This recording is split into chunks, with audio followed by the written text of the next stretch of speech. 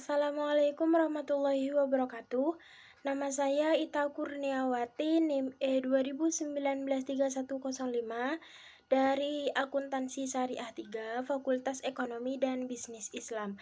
Di sini saya akan memenuhi tugas ujian tengah semester, yaitu memaparkan 4 materi atau 4 tanggapan materi. Yang pertama, pengantar ekonomi makro Islam.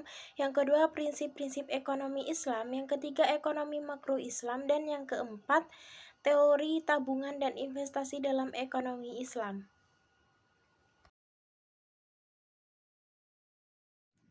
Yang pertama adalah pengantar ekonomi makro Islam. Pengertian ekonomi. Istilah ekonomi berasal dari dua kata Yunani, yaitu oikos artinya rumah dan nomos artinya aturan, tatanan, peraturan, dan hukum. Jika digabungkan oikos dan nomos yang berarti aturan-aturan dalam rumah tangga, jadi pada dasarnya ilmu ekonomi mempelajari tentang prinsip-prinsip di dalam menggunakan pendapatan rumah tangga tersebut.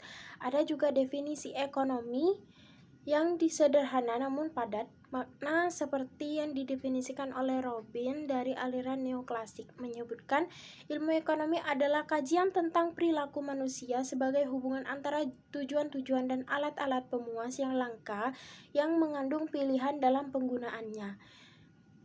Namun ada literasi lain mengatakan pilihan dan penggunaan sumber daya.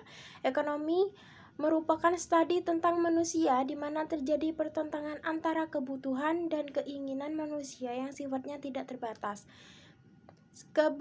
berbenturan dengan kapasitas sumber daya yang terbatas. Dalam kasus ekonomi, definisi ilmu ekonomi adalah kajian tentang produksi, distribusi, dan konsumsi kekayaan di dalam masyarakat dunia.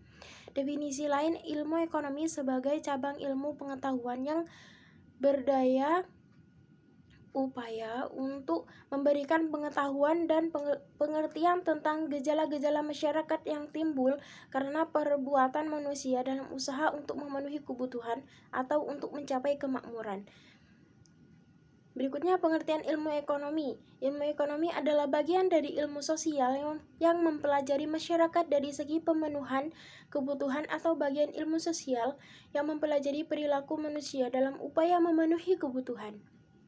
Seperti kita tahu bahwa kebutuhan manusia itu banyak beraneka ragam, satu kebutuhan terpenuhi akan muncul kebutuhan lainnya. Kebutuhan ini bertambah dan akan terus berkembang baik jumlah maupun kualitasnya, mengikuti kemajuan perilaku manusia.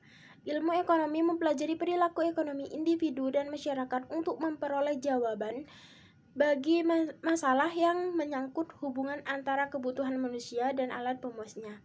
Berikutnya pembagian ilmu ekonomi, yaitu yang pertama ekonomi deskriptif, yang kedua teori ekonomi terapan, dan yang ketiga ekonomi teori atau ekonomi murni. Berikutnya pengertian ekonomi makro.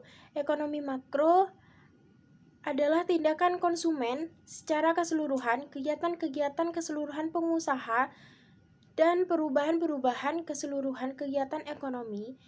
Variabel-variabel tersebut antara lain pendapatan nasional, kesempatan kerja dan atau pengangguran, jumlah uang beredar, laju inflasi, pertumbuhan ekonomi, maupun neraca pembayaran internasional, atau juga bisa diartikan ilmu ekonomi yang mempelajari perilaku konsumen dan perusahaan, serta penentuan harga-harga pasar dan kuantitas faktor input barang dan jasa yang diperjualbelikan.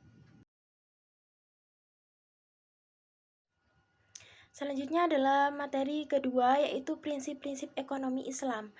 Pengertian prinsip-prinsip ekonomi Islam. Prinsip-prinsip ekonomi Islam merupakan bangunan ekonomi Islam didasarkan atas 5 nilai universal, yakni tauhid, adl, nubuwah, khilafah, dan ma'ad.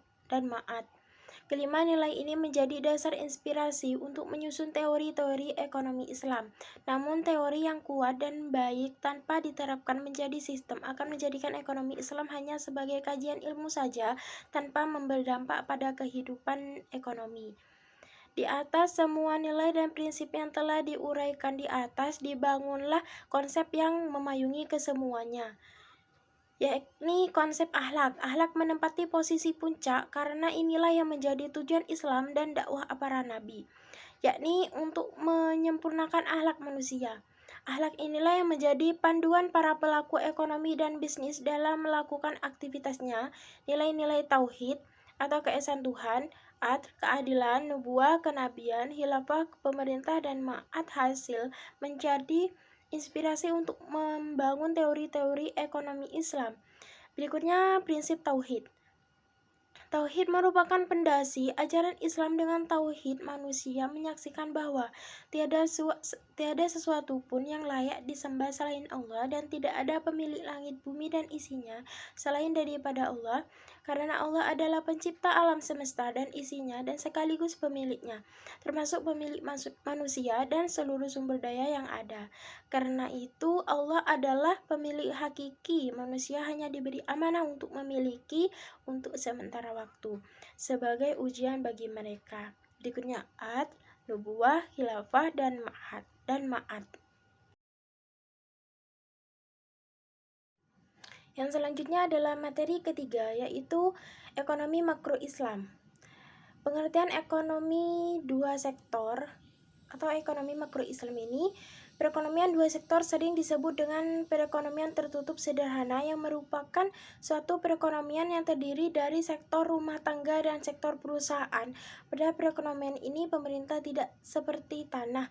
Modal ikut campur, baik berupa transaksi luar negeri, pemungutan pajak, pengeluaran konsumsi pemerintah, dan sebagainya, dan tidak ada transaksi ekonomi dengan negara lain. Sedangkan pengertian perekonomian tertutup menurut Rex Soprayitno, sebagaimana dikemukakan dalam bukunya Anita Rahmawati, yaitu perekonomian yang tidak mengenal hubungan dengan negara lain. Pada perekonomian dua sektor, kegiatan ekonomi suatu negara hanya dilakukan oleh rumah tangga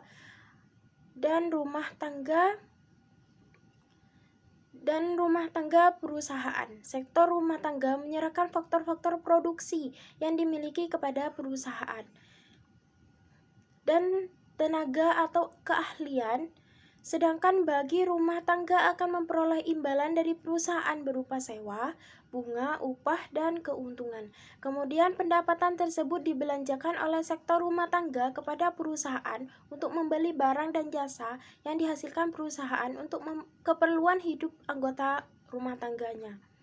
Secara sederhana, rumus keseimbangan perekonomian dua sektor yang dikemukakan oleh Huda, yang dikutip dari bukunya Anita Rahmawati, dapat dituliskan dengan persamaan Y sama dengan C plus I. Hal ini mencerminkan kondisi antara output yang diproduksi, yaitu Y, output yang dijual C plus I. Dan apabila sebagian pendapatan digunakan untuk konsumsi dan sebagian pendapatan digunakan untuk menabung, maka akan muncul persamaan Y sama dengan C plus S. Kedua persamaan tersebut dapat digabungkan menjadi C plus I sama dengan C plus S. Persamaan ini mencerminkan komponen penerimaan C plus S sama dengan komponen pengeluaran C plus I. Untuk melihat hubungan antara tabungan dan investasi dapat dirumuskan kembali dengan mengurangkan konsumsi dari setiap sisi persamaan, sehingga diperoleh I sama dengan Y min C sama dengan S. Persamaan ini menunjukkan bahwa dalam perekonomian sederhana, tabungan identik dengan pendapatan dikurangi konsumsi. Berikutnya, fungsi konsumsi dan tabungan dalam pendekatan ekonomi konvensional. Menurut Keynes, yang dikemukakan dalam bukunya Huda yang dikutip dari bukunya Anita Rahmawati, pengeluaran konsumsi rumah tangga sangat dipengaruhi oleh besarnya pendapatan yang diterima. Dengan kata lain, konsumsi merupakan fungsi pendapatan. Dan yang terakhir adalah teori tabungan dalam ekonomi Islam. Ini adalah materi keempat. Teori tabungan dalam ekonomi konvensional. Dalam konsep ekonomi tradisional, terdapat beberapa faktor yang menentukan pilihan seseorang untuk menabung, antara lain kekayaan yang terkumpul. Seseorang berhasil memiliki kekayaan yang cukup karena harta warisan atau tabungan besar karena bisnis masa lalu. Dalam kasus ini, dia tidak lagi memiliki insentif untuk menabung lebih banyak, kemudian sebagian besar pendapatan digunakan untuk konsumsi. Yang kedua adalah suku bunga. Suku bunga dapat dilihat sebagai pendapatan dari tabungan. Ketika suku bunga tinggi, rumah tangga akan mendapatkan lebih banyak tabungan karena mereka bisa mendapatkan lebih banyak pendapatan dari tabungan. Pada suku bunga rendah, orang tidak terlalu suka menabung karena mereka pikir lebih baik membelanjakan untuk konsumsi daripada menabung. Yang berikutnya adalah sikap hemat. Orang yang berbeda memiliki sikap yang berbeda terhadap menabung dan berbelanja. Beberapa orang tidak suka pengeluaran berlebihan dan lebih peduli tentang menabung. Namun pola konsumsi beberapa orang juga sangat tinggi yang menyebabkan penurunan tingkat tabungan mereka.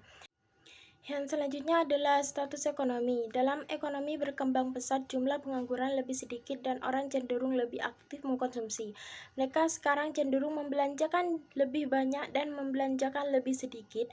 Namun, dalam konteks aktivitas ekonomi yang lamban dan meningkatnya pengangguran, masyarakat menjadi lebih berhati-hati dalam menggunakan uang dan pendapatannya. Yang berikutnya, distribusi pendapatan. Dalam masyarakat yang tidak merata, lebih banyak yang bisa diselamatkan dalam masyarakat seperti itu. Sebagian besar pendapatan nasional dinikmati oleh sekelompok kecil orang dan sekelompok orang ini memiliki kecenderungan tinggi untuk menabung. Kemudian mereka dapat menghemat banyak uang. Pendapatan sebagian besar penduduk hanya dapat memenuhi kebutuhan konsumsi, tetapi tabungan mereka sangat kecil. Berikutnya, pensiun yang cukup. Skema pensiun beroperasi di berbagai negara dan beberapa negara memberikan pensiun yang sangat tinggi bagi para lansia. Jika pendapatan pensiun besar, pekerja tidak akan memiliki insentif untuk menabung banyak uang selama bekerja yang akan meningkatkan tingkat konsumsi. Sebaliknya, jika pendapatan pensiun. Selanjutnya, menyelamatkan ekonomi Islam.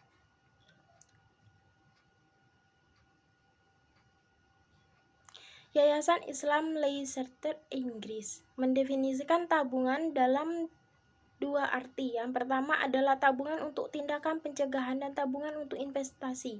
Tentunya ini merupakan investasi produktif, bukan investasi luas yang dilakukan oleh investasi konvensional karena kegiatan spekulatif termasuk dalam pengertian investasi.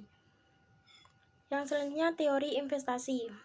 Teori investasi dalam konvensional. Secara umum, investasi mengacu pada total investasi perusahaan, yakni total nilai pasar dari bangunan dan peralatan tahun lama serta perubahan nilai persediaan perusahaan.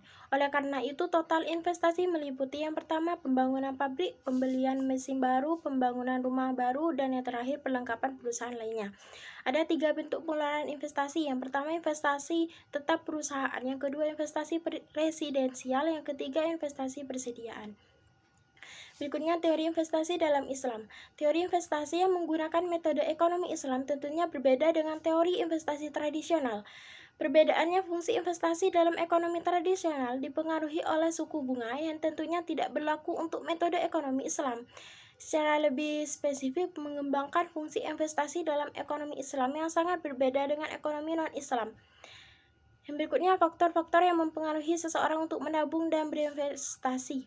Yang pertama, kekayaan yang terakumulasi. Yang kedua, suku bunga. Yang ketiga, sikap hemat. Yang keempat, status ekonomi. Yang kelima, distribusi pendapatan. Yang keenam, apakah ada cukup uang pensiun. Yang berikutnya, faktor investasi syariah. Demikian pula seseorang mengalokasikan sebagai anggaran untuk investasi, yaitu menginvestasikannya di sektor produksi. Dengan investasi, seseorang rela mengorbankan konsumsinya sendiri dengan harapan mendapatkan keuntungan di kemudian hari dengan kembalinya masa depan. Berarti kekayaan akan terkumpul yang dapat meningkatkan kebahagiaan hidup. Itu saja yang bisa saya jelaskan tentang 4 materi tadi. Mohon maaf jika ada salah kata. Terima kasih. Wassalamualaikum warahmatullahi wabarakatuh.